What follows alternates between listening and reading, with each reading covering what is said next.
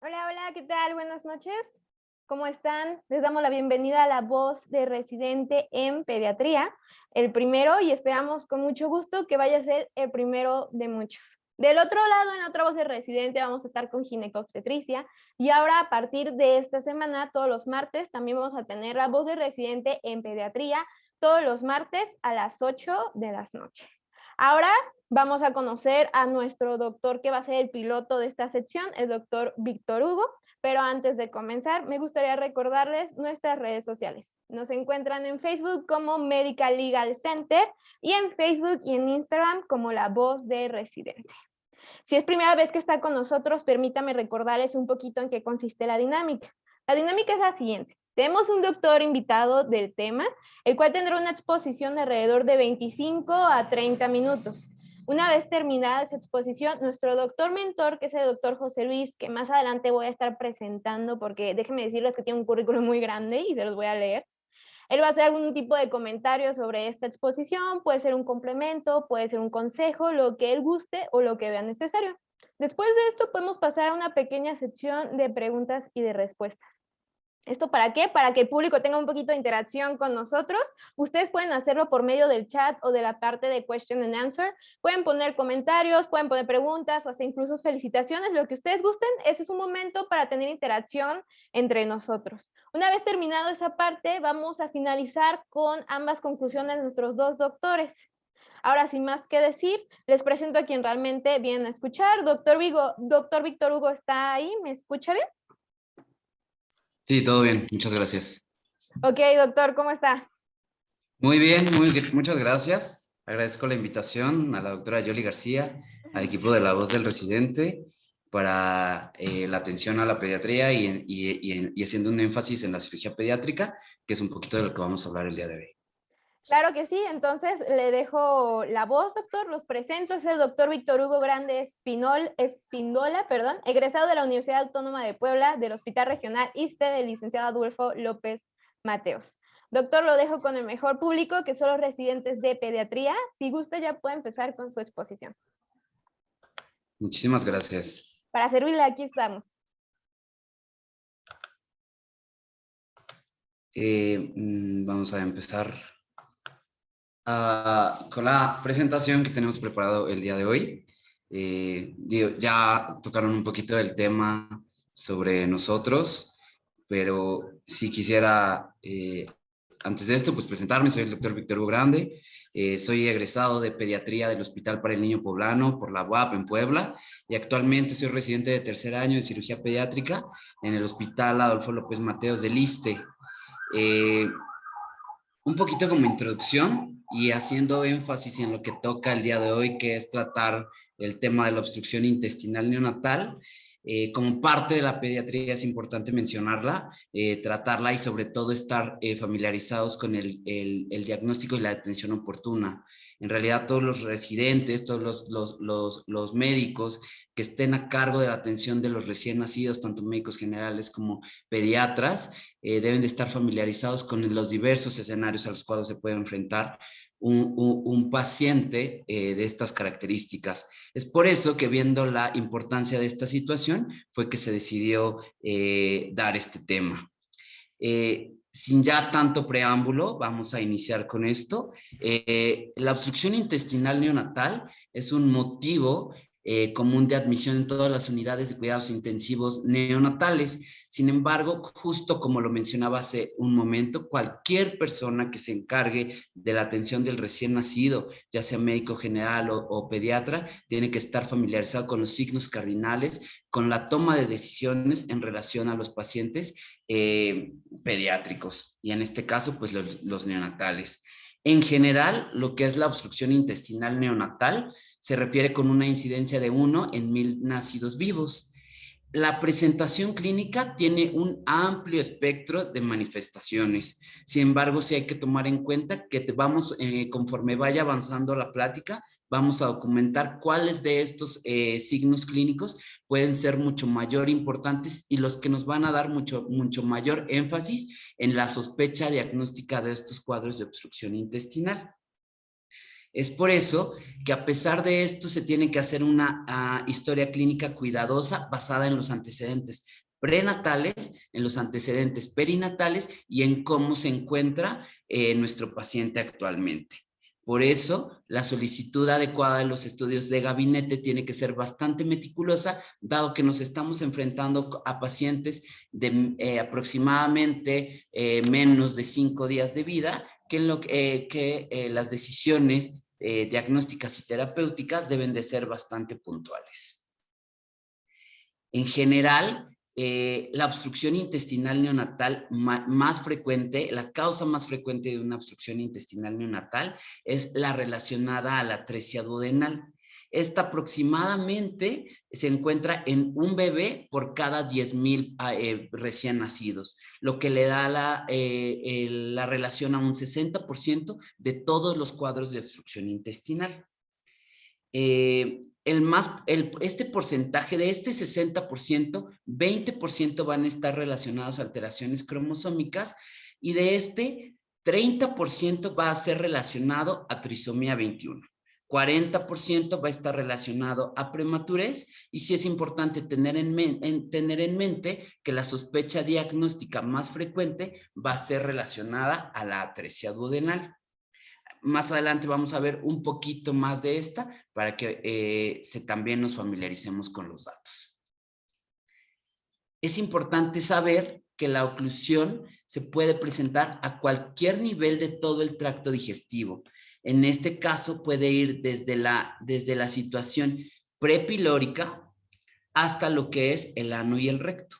Entonces, cualquier dato de oclusión puede desencadenarnos un síndrome de obstrucción intestinal, ya sea proximal o alto, o un síndrome de obstrucción intestinal distal o bajo. La etiología de lo que representa la obstrucción intestinal neonatal tiene diversas causas. Algunos pueden ser factores genéticos desencadenantes, pero también hay que tomar en cuenta muchísimo el macroambiente. Y en esto nos relacionamos mucho con las características que la mamá estuvo desarrollando durante su embarazo. Factores ambientales como el tabaquismo, fármacos, drogas o algunos agentes vasoconstrictores van a repercutir en el desarrollo de estas anomalías que van a considerarse causas de obstrucción intestinal neonatal. Sí es importante saber que del tubo digestivo la embriología es bastante importante. Esta es una característica muy importante de ser repetitivo en relación a que el intestino embrionario tiene diversos puntos de formación. Es importante saber que puede haber una falla en la canalización intestinal, que la luz del intestino puede estar obstruida normalmente y que en cierto periodo de la vida neonatal se necesita permeabilizar para que pueda formarse el tubo digestivo. Una falta en la canalización de este tubo digestivo puede repercutir en una obstrucción intestinal. De la misma manera, el hecho de que ciertas estructuras relacionadas con el tubo digestivo, como es el páncreas, lo puedan rodear y de la misma manera obstruir, puede repercutir también en que se considere también una causa de obstrucción intestinal. Es importante saber que como toda nueva neoformación va a existir un proceso de vascularidad aumentada, por lo cual el hecho de que haya lesiones vasculares a cualquier nivel puede también repercutir en esta etiología de una obstrucción intestinal neonatal. Normalmente el intestino se forma aproximadamente, empieza a formarse de las 5 a las 6 semanas de gestación en un recién nacido normal. Si se dan cuenta en esta imagen, el intestino tiene que sufrir diversas elongaciones a través de externas de lo que es la cavidad abdominal embrionaria para posteriormente poder regresar a la cavidad abdominal y lograr una adecuada fijación a través de esa adecuada rotación. Alteraciones en esta rotación intestinal pueden repercutir en la formación de obstrucción intestinal neonatal. Y otras causas, ya sea relacionadas a la prematurez, puede repercutir en que estas células ganglionares que funcionan para la relajación, para el peristaltismo del tubo digestivo, no funcionen adecuadamente, no lleguen hacia áreas donde tienen que localizarse distalmente, o quizás su actividad sea inefectiva y entonces también nos den datos de obstrucción intestinal neonatal. Por eso es importante saber o tomar en cuenta que gran parte de esta obstrucción intestinal neonatal repercute en la formación embrionaria de lo que es el tubo digestivo. Sin embargo, sí hay que saber que existen diversas asociaciones relacionadas a estos cuadros de obstrucción intestinal. El más frecuente, como lo dije en la diapositiva pasada, es la trisomía 21. Sin embargo, existen diversas asociaciones que pueden estar relacionadas con estas manifestaciones clínicas. Algunas de estas son las asociaciones Bacter, que no propiamente están relacionadas con la obstrucción, pero que los cuadros desencadenados de estas asociaciones pueden repercutir en una obstrucción neonatal. Es importante por eso mismo, por la fisiopatología, está relacionado con el ultrasonido prenatal. Justamente como lo dije hace unos momentos, la formación intestinal se forma a partir de las 5 semanas y a las 12 semanas ya se espera que el intestino esté normalmente fijado y en una posición adecuada.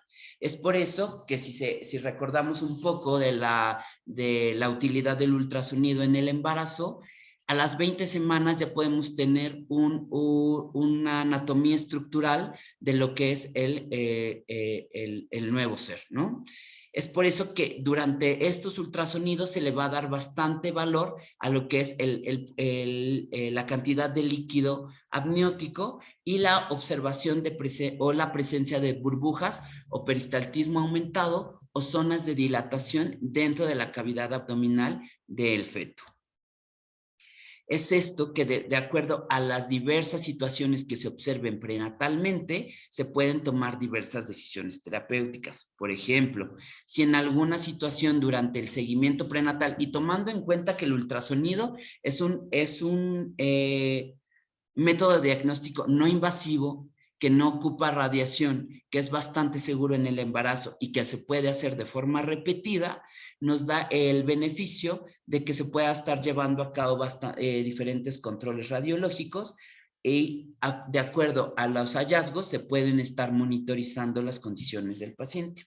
Si este feto está con adecuada evolución, no se observa dilatación mayor de las asas intestinales, podemos esperar que este producto pueda llegar al fin de la gestación en condiciones normales. Por otro lado, si observamos la presencia de líquido libre dentro de la cavidad abdominal, presencia de calcificaciones, presencia de cuadros de obstrucción que realmente repercuten en lo que es el estado fisiológico del paciente, pues se pueden tomar decisiones terapéuticas y obtenerlo el paciente o el producto antes de tiempo, que sea una situación prematura, o llevarlo a término. Si se dan cuenta en la imagen superior, pues se observa la presencia de dobles burbujas dentro de la cavidad abdominal y en la imagen de abajo la presencia de líquido libre dentro de la cavidad abdominal de un paciente o de un feto. Posterior al nacimiento, sí hay que tomar en cuenta que las presentaciones pueden ser de dos tipos. La presentación aguda, que puede estar desencadenada por los cuadros de obstrucción intestinal más datos de peritonitis, o pacientes que realmente tienen una clínica no tan sugestiva al inicio o al nacimiento y que posteriormente pueden desarrollar datos clínicos. Es por eso que existen 4 pilares o 4 puntos diagnósticos que son bastante importantes a tomar en cuenta. El polihidrapnios, que ya observamos dentro de lo que es el ultrasonido prenatal, la presencia de un vómito biliar, la ausencia de paso de meconio en el primer día de vida y la distensión abdominal. Estos englobando a los 4 pilares nos pueden dar un bastante valor predictivo positivo de lo que es un cuadro de obstrucción intestinal neonatal. Sin embargo, recuerden que la atención de estos pacientes no está siempre es lo mismo. Existen situaciones de obstrucción intestinal neonatal que no condicionan un polihidrapnios. De acuerdo a dónde se encuentra la obstrucción intestinal, puede que no desarrolle la presencia del vómito biliar. Puede que sea solo un vómito gástrico y que no nos va a estar dando esta característica, pero aún así el paciente se encuentra obstruido. Tampoco casémonos con la idea que el hecho de que no haya paso de meconio en el primer día de vida significa que el paciente está obstruido. Puede que sea un paso de meconio retardado y que incluso la presencia de evacuaciones o de paso de meconio durante el primer o el segundo día de vida tampoco descarta la presencia de una obstrucción intestinal. La distensión abdominal puede ser, de acuerdo al grado de obstrucción, bastante significativa, con un aumento de más de 3 centímetros o realmente un abdomen hundido o escafoideo, como vamos a ver más adelante. Pero si los 4 los observamos, existe una alta sospecha de que estemos cursando con un paciente con obstrucción intestinal. Otros datos clínicos justamente relacionados a estos 4 pilares puede ser el vómito no biliar de acuerdo a donde se encuentre, un dibujo de asa.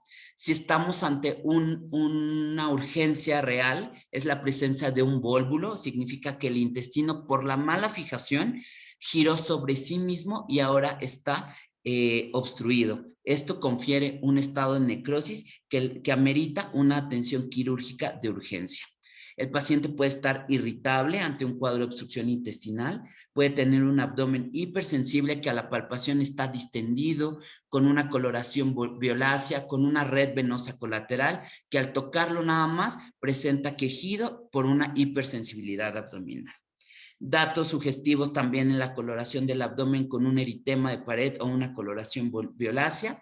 Si este paciente en algún momento se le colocó una sonda nasogástrica, podemos presentar un sangrado a través de esta sonda, ya sea sangrado fresco o en pozos de café, o también la presencia de un cuadro de sangrado de tubo digestivo distal, si el cuadro desencadenó pérdida de estos segmentos intestinales. Más grave aún la peritonitis, que significa que este cuadro de obstrucción intestinal ya desencadenó una perforación y que es inminente la necesidad de una cirugía de urgencia porque puede estar poniendo en riesgo al paciente con un estado de choque y más allá la muerte. En relación, esto es por parte de lo previo en los hallazgos radiológicos. Sin embargo, también tenemos 4 pilares diagnósticos en una presentación radiológica. Las imágenes nos van a dar un dibujo o una distensión intestinal.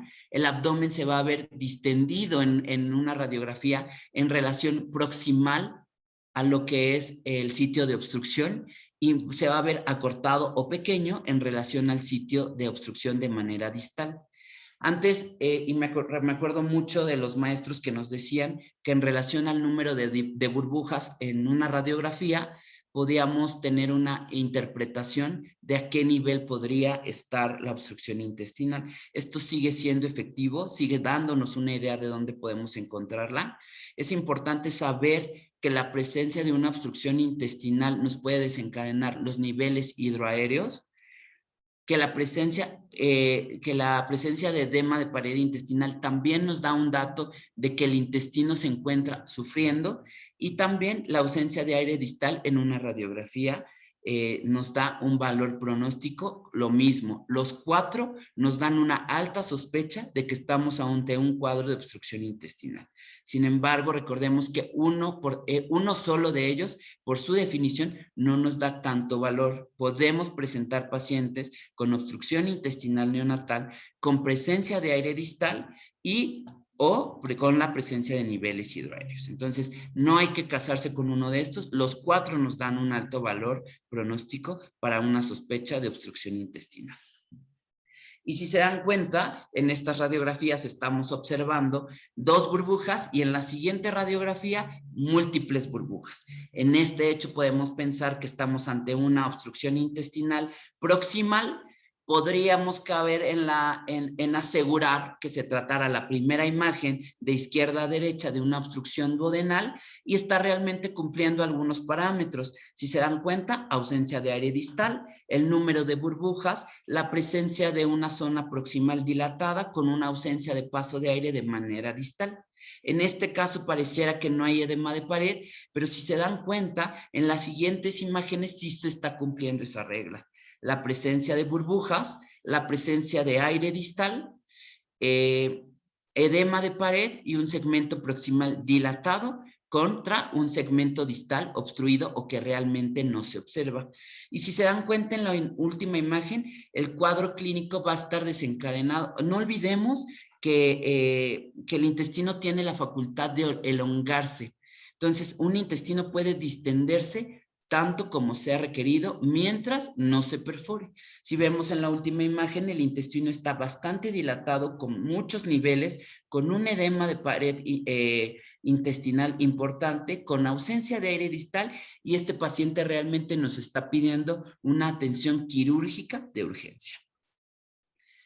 O más imágenes, si se dan cuenta en las otras más, se podría con alta sospecha pensar que es una obstrucción quizás a nivel de yeyuno o ilion, y entonces si se dan cuenta en la siguiente imagen que está un poco distorsionada, pero sí se logra observar la presencia de aire distal. Eso es porque, como vamos a ver un poco más adelante, hay diversas clasificaciones que pueden estar relacionadas con estos cuadros. Ahora, una radiografía nos puede dar una alta sospecha de a qué nivel está la obstrucción intestinal. Sin embargo, no nos casemos tampoco con que necesitemos un diagnóstico definitivo con una radiografía.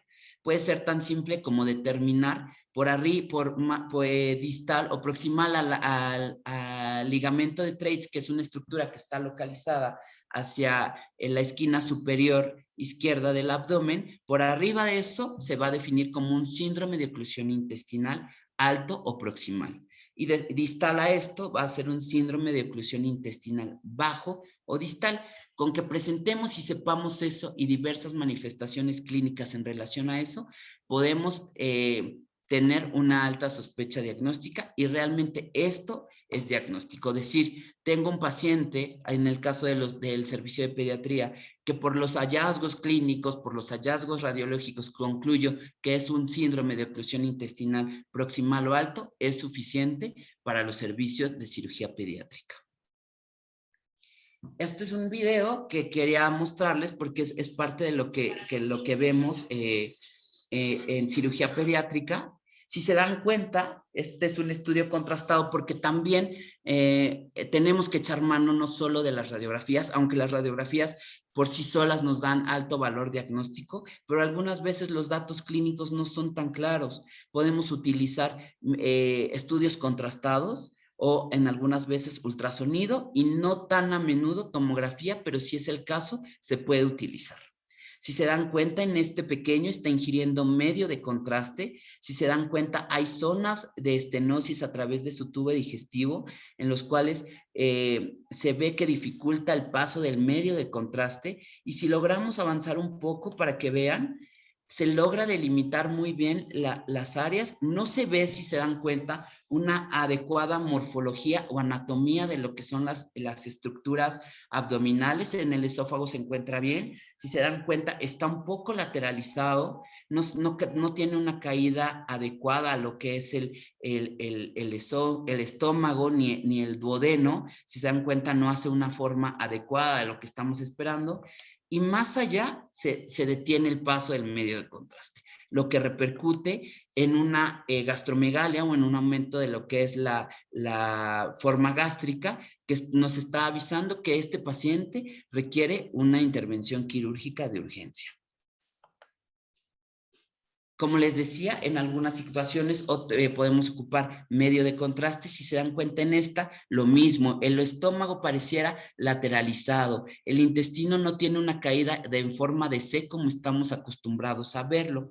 Este cuadro clínico, y quiero que se queden mucho con esta imagen, es un cuadro representativo de lo que es una malrotación intestinal. En el caso de estos pacientes son niños que por definición no son valorados inmediatamente. Son el típico niño que quizás está siendo valorado con el pediatra por cuadros clínicos de dolor abdominal recurrente, porque no evacúan adecuadamente, porque se distienden y después se encuentran normales, han recibido tratamiento con laxantes de manera periódica. Sin embargo, estos pequeños, pues realmente a alguien o en algún momento se le ocurre tomarle una radiografía, quizás pasarle medio de contraste y se observa que la anatomía no es la esperada. Esto en el mejor de los casos es un niño que realmente no le ha dado tanta repercusión, pero este mismo intestino que no tiene una adecuada fijación, que no tiene una adecuada anatomía, se puede enroscar sobre sí mismo y darnos un cuadro de vólvulo intestinal que puede comprometer primero el intestino con zonas de necrosis porque ese intestino se aprieta sobre sí mismo y posteriormente cuadros si no se le da la atención que amerita, un cuadro de choque séptico e incluso la muerte. Esta imagen es bastante representativa porque este cuadro clínico o esta radiografía se sale del escenario normal de los 4 pilares que acabamos de presentar. Si se dan cuenta, pareciera también una distensión de asas, a una ausencia de aire distal. Sí logramos ver un poco de edema interasa, pero si somos bastante curiosos, no tiene la presencia de niveles hidroaéreos. Esto quiere decir que no es una causa realmente que nos esté dando un sitio de obstrucción como tal. Algo existe dentro del intestino, de la luz o intraluminal, que está repercutiendo en que este paciente presente cuadros de oclusión intestinal. Clínicamente sí va a tener las mismas manifestaciones. Va a estar distendido, va a estar con vómitos, va a estar con vómitos biliares, no va a evacuar, pero realmente lo que tiene adentro son tapones meconiales que están repercutiendo en que este paciente desarrolle ese cuadro. Entonces, si se dan cuenta, la radiografía no es la típica de una oclusión intestinal, pareciera dentro de ese intestino pequeñas burbujas, como si fueran burbujas de jabón, si se dan cuenta, rodeadas segmentos radiopacos con segmentos radiolúcidos, que pareciera, si también somos bastante curiosos, como un vidrio sucio, como un vidrio desmerilado, lo dicen los libros. Eso quiere decir que no es un patrón obstructivo por algo que esté como ya sea una membrana o un cordón fibroso. Esto es otra etiología. Entonces hay que tener amplio el panorama de cuáles son las situaciones a las cuales nos podemos enfrentar. Y les puse esta clasificación porque en relación a los hallazgos quirúrgicos es como se ha clasificado en las oclusiones intestinales, sobre todo la obstrucción duodenal y la yeyuno ileal. Si se dan cuenta en los tipos A o tipo B, son cuadros de oclusión realmente, pero que están delimitados por una membrana. Eso quiere decir que esta funciona como una coladera. Entonces se llama membrana fenestrada porque va a tener diversos orificios en esta membrana. Sí va a permitir el paso de alimentación. Quizás estos niños no desarrollan inmediatamente la intolerancia a la vía oral o los vómitos. Quizás si le tomamos una radiografía, sí se va a ver aireado todo el intestino, pero realmente sí está cursando con un cuadro de obstrucción intestinal. Si nosotros posteriormente decidimos una cirugía en este paciente, sí vamos a encontrar un segmento proximal dilatado con un segmento distal probablemente no tan hipotrófico como si fueran las otras circunstancias. Si se dan cuenta ya en las situaciones 2 o C de la clasificación yeyuno-ileal o la tipo 2 de la obstrucción duodenal, ya se encargan de cordones fibrosos que sí separan entre 2 cabos las estructuras intestinales. Y ya tipos más complejos, como el tipo E o tipo 3B, que es en cáscara de manzana, o múltiples atresias, si se dan cuenta, es la forma característica de una salchicha, en el cual hay un segmento de intestino con un cordón fibroso, con un segmento de intestino, más otro cordón fibroso. Estos tipos son alteraciones vasculares en los cuales ese segmento no estuvo irrigado por algún compromiso ambiental, como pueden ser vasoconstrictores, terminaron la circulación y el intestino dejó de formarse y entonces esos segmentos se convirtieron en atrésicos. Para pediatría, más que nada, el manejo inicial de estos pacientes debe encargarse de ayuno, la descompresión por esas zonas dilatadas de las que se encuentran, un acceso periférico necesario, la administración de líquidos intravenosos porque este paciente por las condiciones se va a mantener en ayuno, hay que repercutir en sus aportes, puede requerir volumen si las condiciones así lo requieren, incluso soporte ventilatorio hemodinámico y en diversas circunstancias o en la mayoría de los casos se va a requerir el uso de antibióticos. De manera global, porque es muy poco de alguna manera el tiempo que tenemos destinado para esta clase y quisimos englobar la mayoría de las situaciones, pero sí queríamos ser bastante puntuales en establecer cuáles son los diferentes tipos de obstrucción intestinal a los que se pueden enfrentar. De entrada, la atresia pilórica, que son 3 tipos. La causa mayormente son factores genéticos. La clínica va a estar demostrada por puntos cardinales que ya los vimos. En el diagnóstico, una radiografía nos va a dar una única burbuja y el tratamiento quirúrgico va a ser la unión o el segmento que esté obstruido se va a retirar y se va a reconectar esa parte del píloro con la parte del píloro y ya más completo hacer una derivación excluyendo el píloro a través de una gastroduodenoanastomosis. La más común, que es la atresia duodenal, que también son 3 tipos, la que ya vimos hace rato, membrana fenestrada, cordón fibroso y 2 cabos separados. Esta tiene una falla en lo que es la recanalización.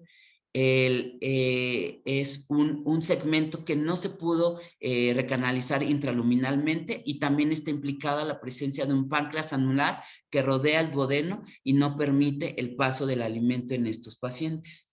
Clínicamente, lo mismo, va a desarrollar puntos cardinales de recordar en la atresia duodenal hay 2 burbujas en una radiografía y se puede hacer una duodenoplastía o una duodenoanastomosis.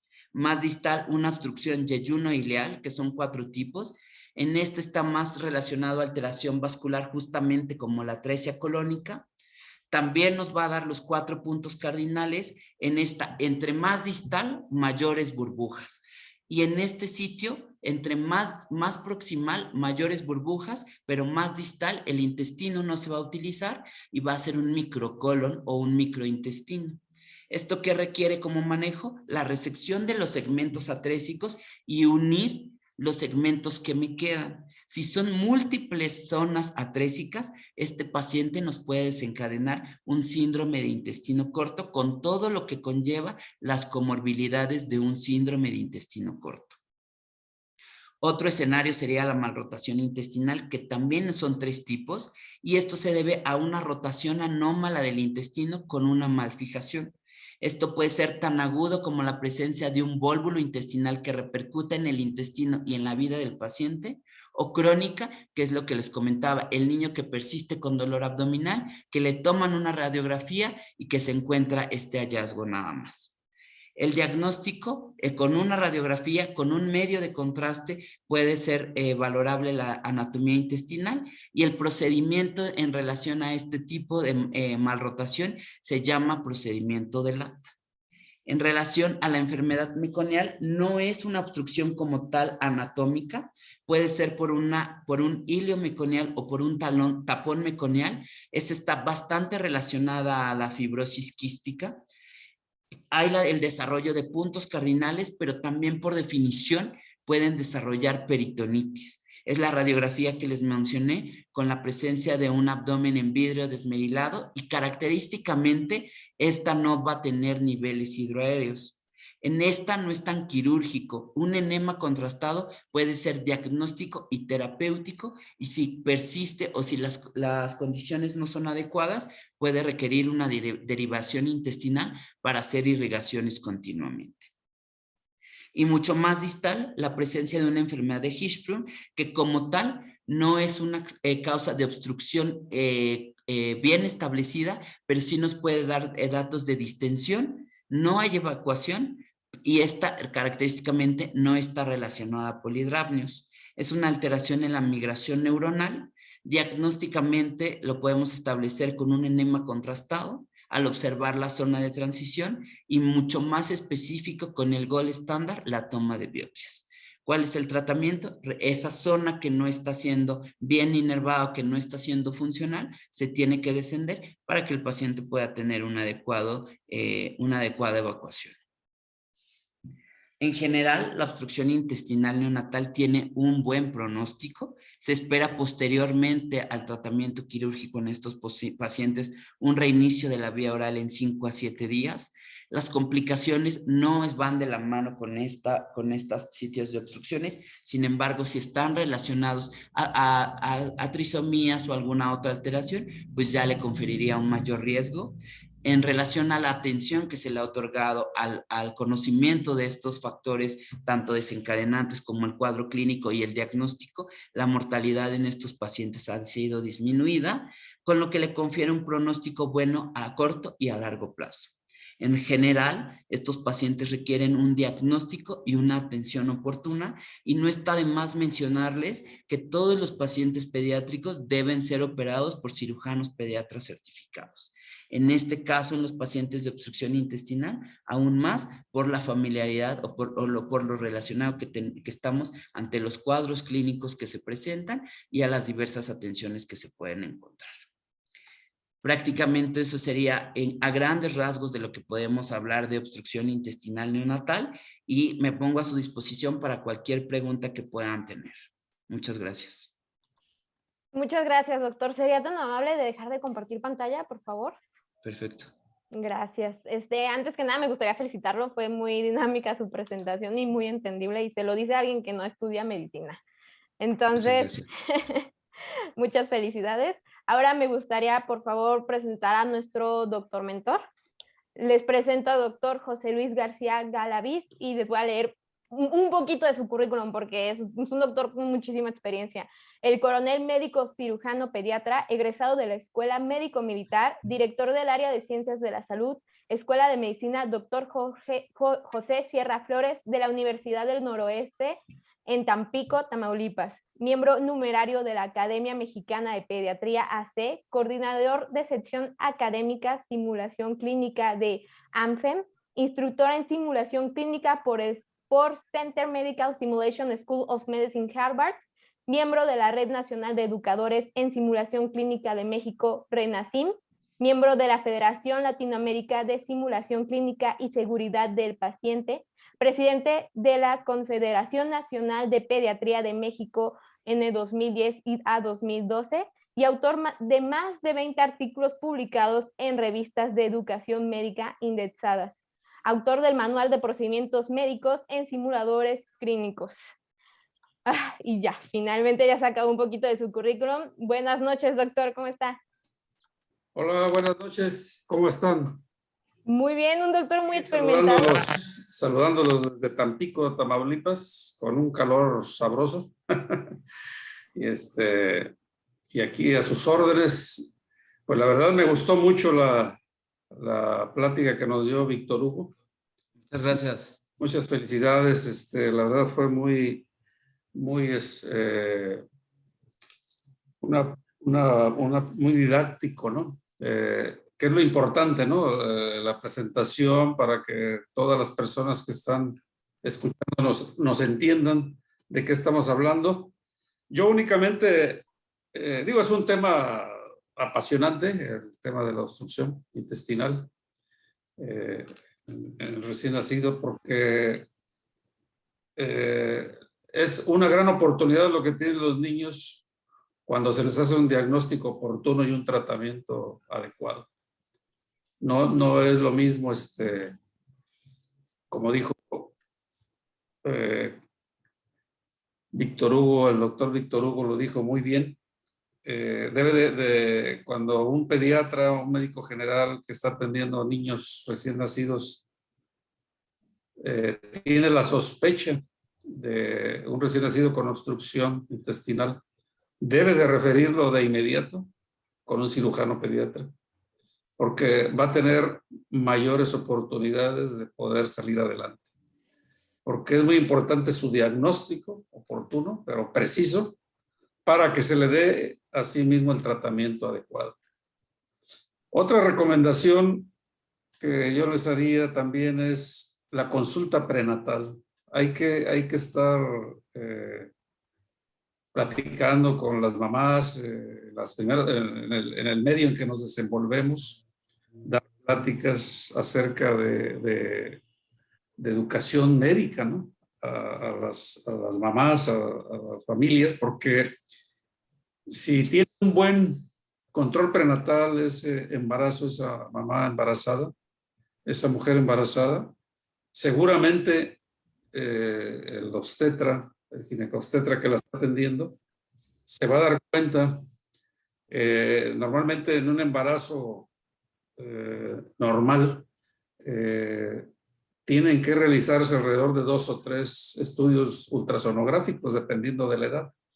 Y entonces ahí es donde tiene la gran oportunidad el obstetra o el ultrasonografista de detectar alguna anomalía, en este caso que estamos hablando de la obstrucción intestinal, para poder estar atentos a la evolución de ese embarazo e inmediatamente al nacimiento elegir la mejor manera de que pudieran hacer esa persona, ese niño, e inmediatamente esté un equipo para recibirlo y haga el diagnóstico en forma mucho más oportuna, ¿no? También es muy importante en ese control prenatal, pues toda la historia clínica, ¿no? Los antecedentes. Ya vieron que son varias causas, ¿no? Desde genéticas, ambientales, embriológicas, problemas vasculares, de fijación. Entonces, es todo un proceso la formación de un ser humano que en algún momento pudiera fallar, ¿verdad? Afortunadamente, hay muchos niños que nacen sin ningún problema, pero también hay una gran cantidad, bueno, una cantidad importante de niños que nacen con algún problema, alguna malformación congénita. Y tenemos que estar muy pendientes de su evolución. El otro gran tema es cuando nace el bebé. Cuando nace el bebé y que lo revisa el pediatra o el médico general, dependiendo del lugar donde esté, esa exploración de las primeras horas y las primeras 48 horas son vitales también para detectar una anomalía congénita intestinal y que también nos va a dar le va a dar la oportunidad a ese niño de que tenga una mejor calidad de vida, ya que va a tener un diagnóstico más oportuno y un tratamiento más adecuado. Otra recomendación, bueno, todos los médicos que tienen actividad clínica nos vamos a enfrentar en algún momento a un caso clínico de un recién nacido con obstrucción. Entonces, todos los que estamos relacionados con la práctica clínica de la medicina, vamos a estar, nos va a tocar hacer el diagnóstico, nos va a tocar recibir ese niño, nos va a tocar derivarlo en su momento a la persona adecuada que le vaya a realizar los estudios pertinentes para posteriormente hacer un tratamiento oportuno. Entonces, tenemos que revisar perfectamente bien a ese recién nacido. Afortunadamente, los pediatras, una de sus grandes virtudes de los pediatras es la exploración física que le hacen a los recién nacidos y a los bebés en sus diferentes etapas de la vida, ¿no? Pero es una característica que tiene el pediatra al niño lo ve de frente, de lado, por arriba, por abajo, lo voltea, lo pone boca. Entonces tiene grandes habilidades para la exploración física de los niños, ¿no? Entonces eso es muy importante, porque eso se va perdiendo, así debería de ser en todas las etapas de la vida, pero se va perdiendo conforme va creciendo el ser humano, ¿no? Hay estudios donde mencionan que, por ejemplo, cuando van los adultos a consulta, es raro que los vean de espalda, cuando no refiere a algo en la espalda, ¿no? En cambio, cuando va el niño a consulta, ese niño, aunque no le refieran nada en la espalda o en la parte posterior o en el abdomen o o va por algún problema de faringoamigdalitis o una infección de vía aérea, el pediatra lo revisa completo, ¿no? Esa es una de las grandes virtudes. Entonces, nuevamente, felicidades. La presentación estuvo muy completa y la verdad, bien llevada y sobre todo bien explicado los diversos problemas de la obstrucción, tanto altas y bajas, y esa famosa división del ángulo de Traix, ¿eh? Esa división del ángulo de Traix es fundamental que todos los médicos la tengamos presente. Es donde se une la parte, la cuarta porción del duodeno con el inicio del yeyuno, y entonces todo lo que está por arriba del ángulo de Traix está fija, es una posición fija del intestino, y todo lo que está abajo es el intestino flotante, ¿no? Entonces, toda esa división anatómica que, como decía un maestro mío, el papá de don Jesús lo puso por algo, hace la división perfecta, porque no es lo mismo una cirugía de la porción alta del intestino que una de la porción baja. Y la oportunidad de una calidad de vida mejor da ese ángulo de Traix nos puede dar la pauta de qué tipo de cirugía se debe de realizar. Bueno, muchas felicidades, doctor. Muchísimas gracias, doctor. Gracias. Gracias por la invitación también. Muchas gracias, doctor, por sus comentarios. Me voy a pasar a leer comentarios que tengo en el chat de felicitaciones más que nada. Por el momento no hay preguntas, así que voy a pasarme directamente. Dulce María Gallegos dice muchas gracias y hace acto de presencia. En Facebook también les recuerdo que estamos en Yo Soy Médico 17 transmitiendo en vivo, y también hay oportunidad de poner mensajes por ahí, donde también puedo ver felicitaciones. También veo una felicitación de García Quesada. Muchas felicidades, doctor. Muy bonita plática, muy dinámica. Por el momento me parece que no hay más preguntas, doctores. Entonces me gustaría pasar a conclusiones de ambos y empiezo con el doctor Víctor Hugo, por favor. Concluir que la sospecha diagnóstica siempre tiene que estar. Repetimos eso, que cualquier persona que se encargue de la atención del recién nacido tiene que tener una alta sospecha de una oclusión intestinal, que atendemos pacientes, no cuadros clínicos, no estudios de gabinete, que la amplia gama de presentaciones es muy diversa, pero que siempre tener en mente que es la manera de resolverlo, ¿no? Gracias, doctor. José Luis, ¿me puede dar su opinión y su conclusión? Sí, claro, pues yo recomendarles la exploración, la atención del recién nacido, repasar adecuadamente el tema para que no se les olvide explorar ningún órgano del recién nacido, ¿no? Entonces, y ante la mínima sospecha, presentárselo a su jefe de servicio o presentárselo a un compañero, ya sea médico, si son médicos generales, a un pediatra. Si es un pediatra, comentárselo con un cirujano pediatra.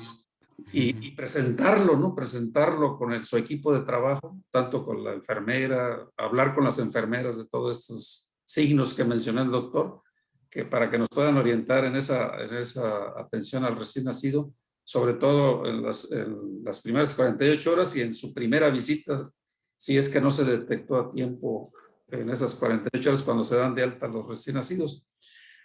Acuérdense que es fundamental una nueva visión en la educación, que es la educación interprofesional. No únicamente el pediatra ni el médico general deben de estar capacitados para hacer esto. También hay que incluir a las enfermeras. Las enfermeras nos pueden dar un dato de alarma, ¿no? Entonces hay que estar trabajando con ellas de la mano y platicar con ellas sobre estos temas, porque nos pueden ayudar a detectar un signo clínico que probablemente nosotros no lo vimos en ese momento que exploramos al niño, pero a las 2 horas sucedió, y entonces nos alertan y entonces podemos trabajar en conjunto con ellos. Y cuando se hagan los estudios, también es importante estar presente en ya sea si es radiológico o ultrasonográfico, para que estén ahí con ellos, ¿verdad? Para que esté el pediatra, el cirujano pediatra, viendo el estudio para ver se hace un mejor diagnóstico cuando intervenimos junto con ellos en la realización del estudio y en la interpretación. Ese es mi comentario.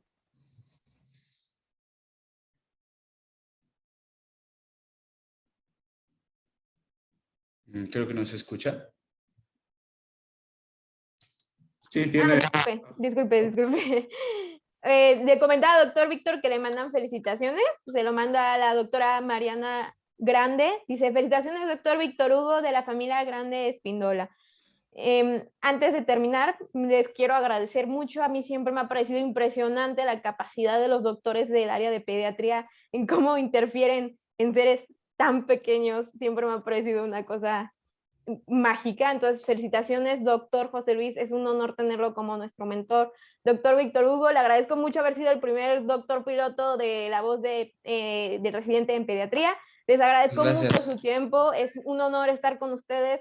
Les recuerdo que este espacio es un espacio de pláticas, no es un espacio de exposición que tengan que hacer una tarea, es un espacio para que los profesionales de salud como ustedes aprendan y sigan aprendiendo de sus propias experiencias y del conocimiento que ustedes pueden brindar, que al final del día es lo más importante que podemos regalar. Les agradezco mucho su presencia y me gustaría retirarme, no sin antes recordarles que nos encuentran en Facebook como Medical Legal Center, y si usted es jefe o jefa de residentes y requiere una de nuestras pláticas en atención médica legal, se puede comunicar con nosotros al correo electrónico atención.mlc@gmail.com, atención sin acento.mlc@gmail.com, y está recibiendo una de nuestras pláticas de forma gratuita en estos momentos de pandemia. Igual si se perdieron un poquito de la plática de nuestro doctor Víctor Hugo o de los comentarios del doctor José Luis, pueden encontrarlos en YouTube como Medical Legal Center. Ahí van a encontrar todas las voces de residente, todas las masterclass y todas las teorías del caso. Sin más que decir, les agradezco mucho su presencia, doctores. Nos estaremos viendo y que tengan muy bonita noche. Nos vemos mañana en La Voz de Residente en Medicina Interna. Muchas gracias. Hasta luego. Que estén bien, mucho gusto.